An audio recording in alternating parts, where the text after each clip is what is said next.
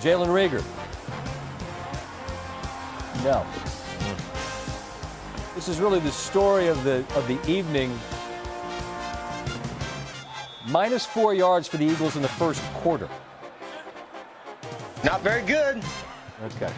We start the second quarter still scoreless, and Jalen Hurts is on the field, and you're thinking, have they made a switch? No. Comes in. That was the first snap all year where Wentz was on the sideline, completes it to Alshon Jeffrey, and Hurts back to the bench. It's 3rd and 8, and this is as much of the story as well. Wentz under pressure, as he's been all year with the O-line struggles. Eagles forced to punt. You're not going to keep Wilson and DK Metcalf down all day. Wilson, beautiful deep ball. Metcalf down just shy of the end zone. Later in the drive, it's 2nd and goal. Wilson, David Moore, corner of the end zone. Perfect pass and throw. Seattle takes a 7-0 lead. Next Seattle drive. 2nd and goal. A penalty backs him up. Chris Carson bullies his way through the Philadelphia defense. I don't know if anybody runs any harder than him in the NFL. Carson back from injury and back in the end zone. Seattle leads 14-0. But late in the second, after the 2-minute warning, a really good 3rd down call given the struggles off offensive line-wise. Let the rush get past you and run upfield. 1st down, Philly. And 2nd and goal. Pumps to Ward. Complete to Dallas Goedert. 3-yard touchdown. Eagles missed the extra point, but it's a 1-score game. Still a 1-score game, 17-9, which the last 2 times these teams played is where the game ended. 4th and 2, they go for it. Pass is knocked down by KJ Wright. Ensuing drive. Wilson, Metcalf. What a grab. I don't know what Darius Slay's supposed to do. Seattle would have to settle for a field goal. It's 20-9. Ensuing drive for the Eagles. Down there close. Wentz overthrows Goddard. Then looking for the rookie. Jalen Reagor. Just beyond his reach. Doug Peterson decides to go for it on 4th down. You're down 2 scores. Pass on the field goal, and Wentz throws it right to Quandre Diggs. Later, he would complete a pass that was of great interest to many of you. And then a little 2-point conversion, also interesting to some. And as a result, it's a 6-point road win. 6-point. The let Russ cook movement in full effect. He eclipses 3,000 yards Monday with 5 games to spare.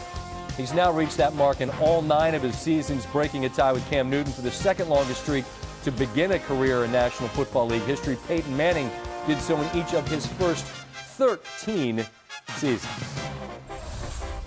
Time now for our T-Mobile post-game coverage. Lisa Salters with Russell Wilson. Russell, another primetime game, another win for you. You are the winningest quarterback in primetime in league history. Just what's your secret under the lights? Oh, man, I think just staying poised.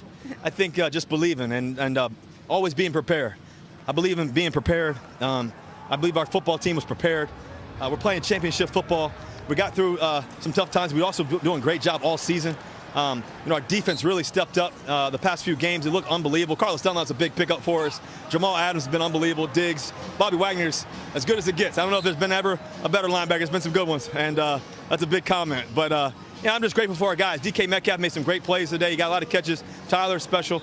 Guys ran the ball really well. We had that holding call. We could have been another touchdown. We had a couple big plays that could have been there too as well to really break the game open. But we kept battling. We did it together, and that's what championship teams do. And so I just love playing. I love being prepared. I love winning, and I love the process more than the end result. Let's talk about this kid. All right, we welcome in Louis Riddick and Brian Griese. And, fellas, it's a workmanlike game from Seattle. I guess DK Metcalf's the one guy that just jumps off the screen, had 177 yards, which until the very end was more than everybody else in the field combined. And Louis, I'll just start with you as a guy who used to make his living trying to slow guys like that down. When you look at him, what are you seeing?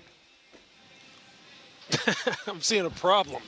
And I think Darius Slay saw a problem tonight, too. When you have that kind of size, speed, strength, rapport with your quarterback, It's tough to defend, Scotty, especially when you're one-on-one all night long, like Darius Slay was tonight for the most part, because that's how Jim Schwartz likes to call the game. And Darius Slay's paid a lot of money, and they expect him to be able to match up against guys like this and be able to control them to some degree and not have them go off on you. You saw Jalen Ramsey do it, so he expected Darius Slay to have a little bit better of an outing than he did tonight. But for DK Metcalf and for the Seattle Seahawks fans in that organization, they've got themselves something between him and Russell Wilson that's going to be here to stay. Speaking of problems, Brian, I didn't want to start the conversation here with the losing quarterback, but I feel like that is the overarching conversation that comes out of watching this game. You got a guy in Carson Wentz, and you all were right to point out it's not that many years ago he's out in the Coliseum and he's cooking, man. It was Carson that was cooking, right, with Philadelphia before that knee injury. But you pay him $128 million. I know the O-line's a mess, and you guys spent a lot of time in the back end of the game talking about it. But even when he's got time, he's off target. As a guy, Brian, who played that position, what is it that you see and don't see from Carson Wentz right now? I think it's a confidence issue, Scott. And I think it's an accumulation of a lot of bad outings for not just Carson, but for this offense in general. And everybody just wants to bypass the offensive line. I don't. I'm sorry. Like, if you don't have time to sit back there in the pocket, then it begins to affect you. And even when you do have a clean pocket then, Scott, you're wondering, am I going to get hit in the back because I have, a guy in Jordan Mailata that's playing left tackle that's only started 5 games. So it begins to creep into your head. And then the play calling starts to get conservative. So yes, Carson Wentz needs to play better. Doug Peterson needs to coach better. The offensive line needs to play better. The management and the front office here in Philadelphia need to get better talent around Carson Wentz. I still believe in Carson Wentz, and you might mock me for that.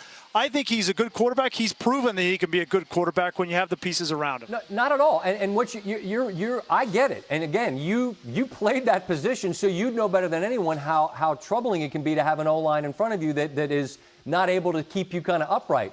But I just feel like you're seeing misses when he's got a clean pocket, and the confidence speaks to that. It would make sense to me. And I just wonder, Lewis, and you know that town so well, because you're still kind of in it in theory, but you're not in it if this is how you're going to play. You know what I'm saying? So I just wonder, and you made it the point during the game, what are you supposed to do? I'm not saying that making a switch at quarterback gives you a better option to win. I just wonder if they're kind of boxed in by the money and the situation, Lewis.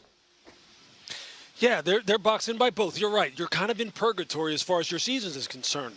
You would like to figure out what you have in the future as far as Jalen Hurts is concerned, because you drafted him in the 2nd round, right? So you start thinking along those lines from a long-term perspective. The short term says we still have a chance to win a division if somehow we can get ourselves together here and win a few games. So what that usually leaves you is right down the middle where they are right now, which is you have a little bit of hope, but you also know we have a lot of work to do. And that's where the fans, Scotty, get absolutely fed up, because they're at this point where they're just like, you know what, just blow the whole thing up. Trade him, fire everybody, start over again.